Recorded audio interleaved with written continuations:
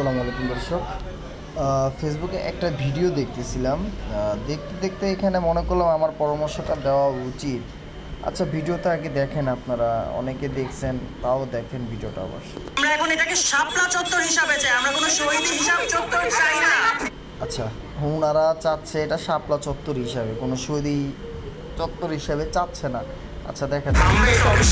এটা যারা এনেছে তারা এটা নিয়ে যায়, নাহলে আমরা এটা খুলে ফেলবো। তখন কোন চত্বর কি করা লাগে তখন আমরা এটা দেখবো।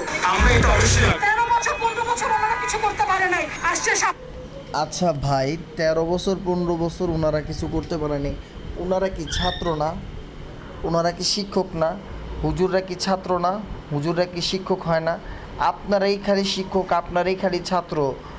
আর মানুষরা কি, ওরাও তো ছাত্র ভাই। আপনাদের কথা তো কোনো মানে মানে হিসাব ঠিক নেই। আপনারা কথা হিসাব করে বলেন না, বর্তমান ভবিষ্যৎ ভাইবা চিন্তা কথা বলেন। তো আপনাদের এত সমস্যা কেন? ওনারা তো ছাত্র, আমরা সবাই যৌথভাবে মিলে তো আপনার আন্দোলনটা করছি।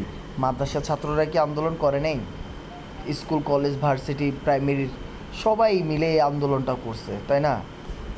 শাপলা চত্বরের মধ্যে শহীদ চত্বর আমরা এখন এটাকে শাপলা চত্বর হিসাবে চাই, আমরা কোনো শহীদ হিসাব চত্বর চাই না।